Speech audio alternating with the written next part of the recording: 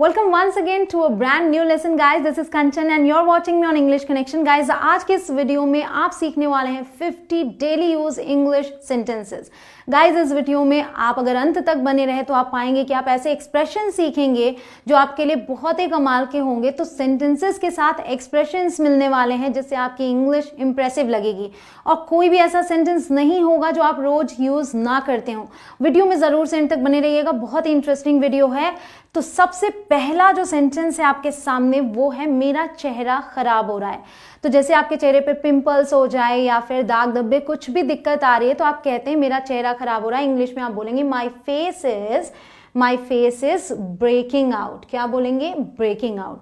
तो यहाँ break out का मतलब टूटने वाली बात नहीं है, यहाँ यही है इसका मतलब कि मेरे चेहरे पे कुछ पिंपल्स, कुछ दाने, कुछ भी हो गए तो उसके लिए आप ये यूज करने वाले हैं ब्रेक आउट। ठीक है, my face is breaking out. It simply means the skin of my face is getting bad. That means कि जो त्वचा है चेहरे की वो खराब हो रही है। क्लियर? मेरी आंखों के नीचे काले घेरे हो गए हैं, ये भी बहुत ही कॉमन है। इसके लिए आप ये तो बोलते ही हैं I have dark circles under my eyes. उसके अलावा आप ये भी यूज कर सकते हैं बैग्स। तो काले घेरे हो जाएं या थोड़ी सी यहाँ की स्किन फूली सी हो जाती है उसके लिए भी, यानी सूजन सी लगती है, उसके लिए भी आप इसे यूज करेंगे I have bags under my eyes. I have bags under my eyes. चलिए, मेरा चेहरा सुबह के समय फूला हुआ होता है, सूजा हुआ सा होता है और कई बार ऐसा होता भी है बहुत लोगों के साथ, या फिर कह लीजिए आमतौर पर ऐसा होता है। तो आप क्या बोलेंगे? My face is puffy. तो उसके लिए आप यूज करेंगे puffy. My face is puffy in the morning. क्या बोलेंगे? My face is puffy in the morning, या फिर usually my face is puffy in the morning. आज सुबह मैं अलार्म बजने पर भी सोता रहा। मतलब अलार्म बजता गया, मुझे सुनाई नहीं दिया, मैं सोता रहा। तो इसके लिए एक सिंपल और बहुत ही प्यारा सा फ्रेजल वर्ब है स्लीप थ्रू।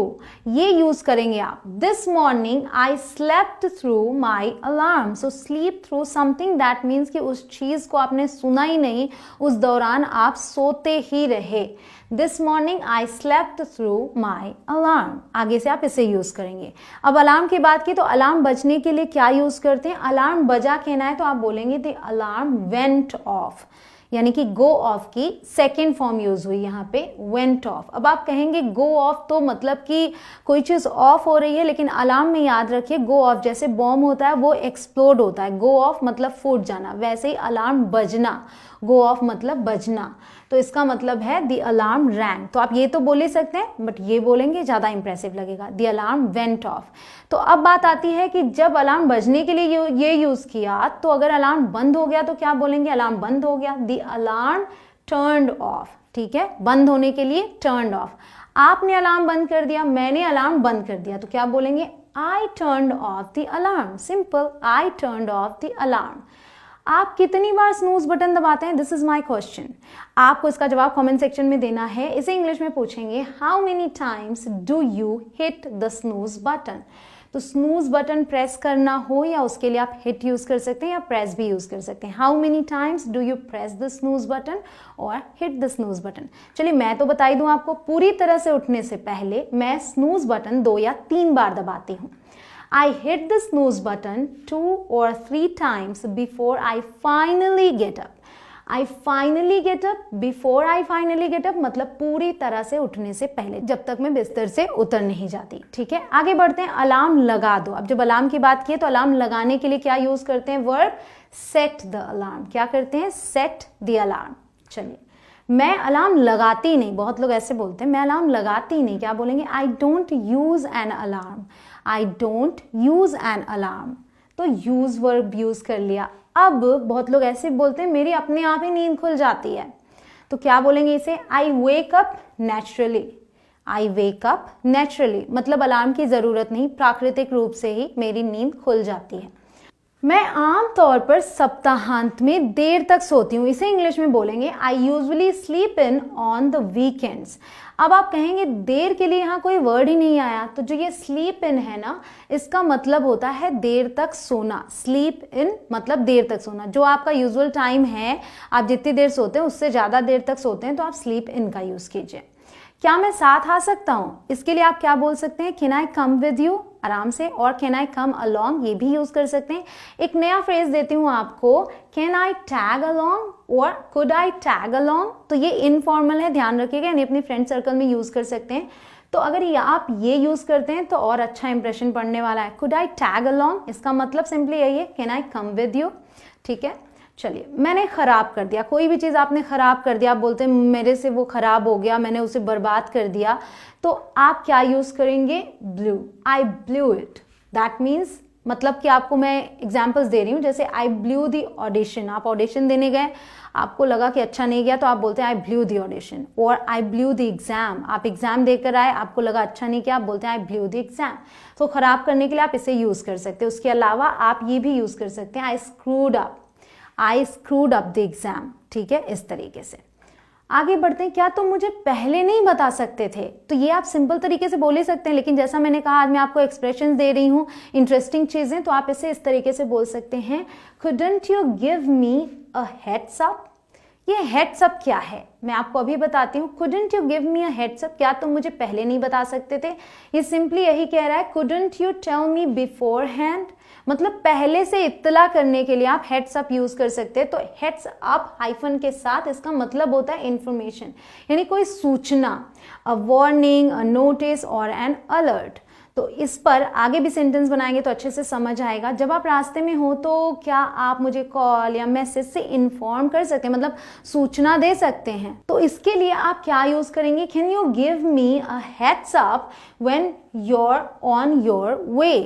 तो इतना लंबा सेंटेंस बोलने की बजाय आपने हेड्स अप यूज कर लिया। ठीक है, इसी को इस तरीके से भी आप यूज कर सकते हैं। जब भी जैसे आप एक हेडिंग डालते हैं ना, सूचना, फिर नीचे चीज लिखते हैं, तो वैसे ही आप हेड्स अप मैसेज लिख रहे हैं किसी को, I am not coming tomorrow, go easy on your self. ये कब यूज करना है? जैसे कि कोई बहुत परेशान है और काम से ही परेशान है और काम फिर भी किए जा रहा है, तो आप बोल सकते हैं गो ईजी ऑन योर सेल्फ।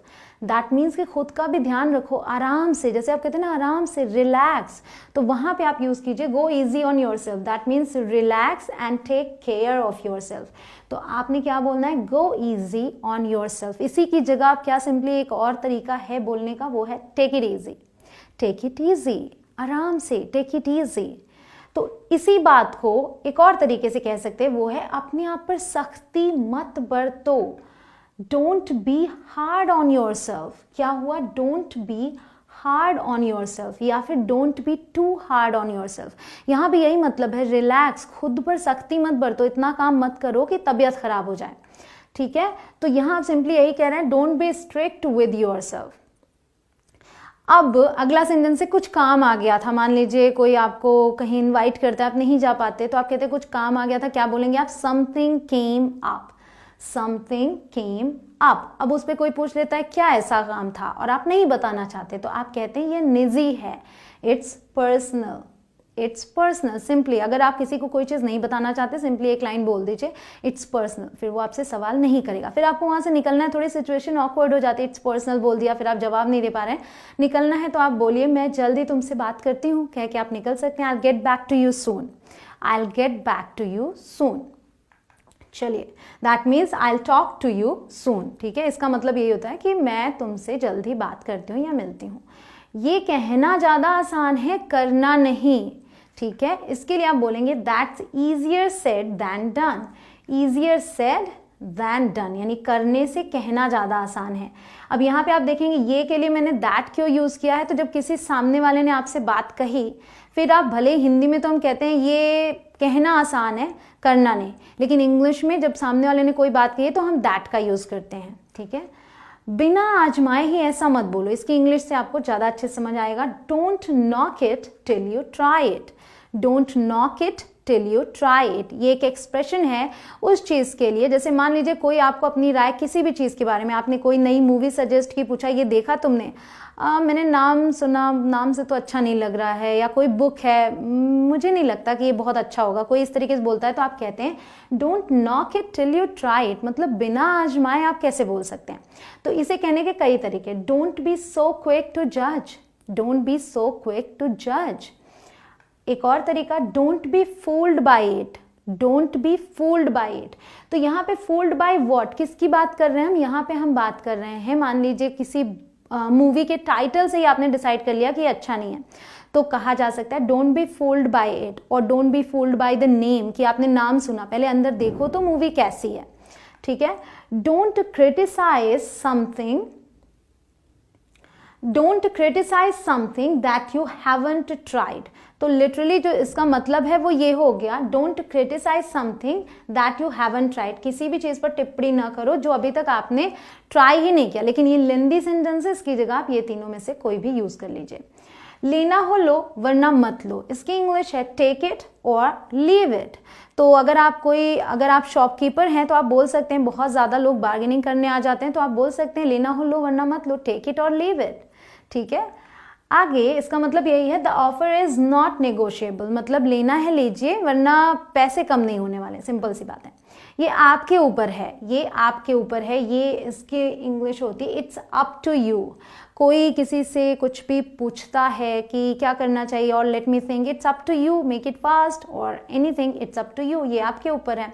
मैं अपना मन नहीं बदलने वाली, इसको इंग्लिश में आप बोलेंगे I am not changing my mind, I am not changing my mind, clear.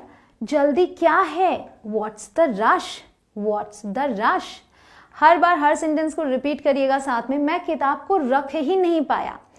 ये सिचुएशन आपको बताती हूँ, पहले इंग्लिश देखते हैं। I couldn't put the book down, it doesn't mean कि आपके हाथ में बुक है और आप उसे रख नहीं पाए। इसका मतलब ये है आप किताब को पढ़ रहे हैं और किताब इतनी इंटरेस्टिंग है कि आप पूरी कहानी पढ़ गए, पूरी की पूरी बुक पढ़ गए, आप उसे रख ही नहीं पाए, ठीक है। मान लीजिए मैंने आपको कोई बुक दी, बुक बहुत इंटरेस्टिंग थी, आपने पूरी पढ़ डाली, और जब मैं आपसे पूछती हूँ हाउ वाज द बुक, तो आप कहते हैं I couldn't put the book down, couldn't put the book down. इसी बात को कहने का एक और तरीका है, I couldn't let go of the book, मैं उसे छोड़ ही नहीं पाया किताब को, इतनी इंटरेस्टिंग कहानी थी। आई कुडंट स्टॉप रीडिंग, आप ये भी बोल सकते हैं सिंपली, बट अगर आप इन दोनों को यूज करें तो और भी इंप्रेसिव लगेगा, राइट। तो अब अगर आप इस तरीके से बोलते हैं मैंने एक ही बार में पूरी किताब पढ़ डाली, मैंने एक ही बार में पूरी किताब पढ़ डाली, तो इसके लिए आप बोल सकते हैं I read the whole book in one sitting, I read the whole book in one sitting. So to do something in one sitting means to do something without stopping, बिना रुके किसी चीज को एक ही बार में कर डालना। आप बैठे, किताब अच्छी लगी, पूरी की पूरी आपने पढ़ ली, तो आप क्या बोलते हैं, I read the whole book in one sitting. I read the book from cover to cover. इसका भी यही मतलब है, from cover to cover मतलब शुरू से लेके आखिर तक मैंने पूरी किताब पढ़ डाली। I read the book from cover to cover. क्या आपने कभी एक ही बार में पूरी किताब पढ़ी है? Have you ever read a book in one sitting? So this is my question guys. आप लोगों को इसका भी जवाब कमेंट सेक्शन में देना है। कभी ऐसा हुआ है कि एक ही बार में in one sitting आपने पूरी की पूरी किताब पढ़ ली हो? जरूर से लिख के बताइएगा।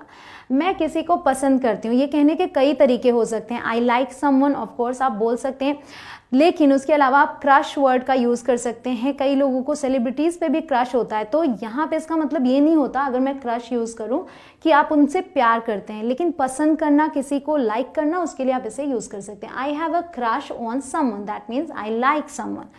तो क्रश के साथ आप ये यूज कर सकते हैं, I have a huge crush on that guy, ठीक है, ह्यूज मतलब बहुत ज्यादा, और I have a small crush on that guy. I have feelings for him, इस तरीके से भी आप बोल सकते हैं, या फिर I have a thing for him, I have a thing for him, इसका भी यही मतलब है, I like him। चलिए, he is into you, if somebody says he is into you, किसी को बता रहा है, that means he is interested in you, that means he likes you। और अगर कोई कहे he is not into you, that means he is not interested in you, that means he doesn't like you। Simple. तो इस तरीके से आप इन्हें यूज कर सकते हैं। गाइस आज की ये वीडियो पूरी होती है। आज आपने बहुत सारे सेंटेंसेस सीखे हैं। अगर आपने प्रैक्टिस साथ में न की हो तो वीडियो को दोबारा देखिए, साथ में बोलिए। प्रैक्टिस जितनी ज्यादा करेंगे उतनी जल्दी इंग्लिश आएगी।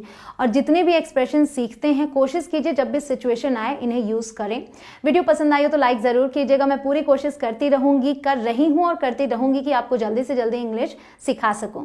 होप कि आपने अभी तक लाइक कर दिया होगा वीडियो को, और अगर आप चैनल पर नए हो तो चैनल चैनल को सब्सक्राइब ज़रूर करें, उसके बाद आने वाले बेल आइकॉन को प्रेस करना ज़रूरी है ताकि आपको आगे आने वाली नोटिफिकेशंस मिले। बिना बेल आइकॉन प्रेस किए नोटिफिकेशंस नहीं आते। तो अगर आपने मिस कर दी आगे की वीडियोस तो प्रैक्टिस कैसे करेंगे? फ्रेंड्स के साथ शेयर ज़रूर कीजिएगा। Thank you so much guys for watching this video. See you soon in the next one. Bye bye.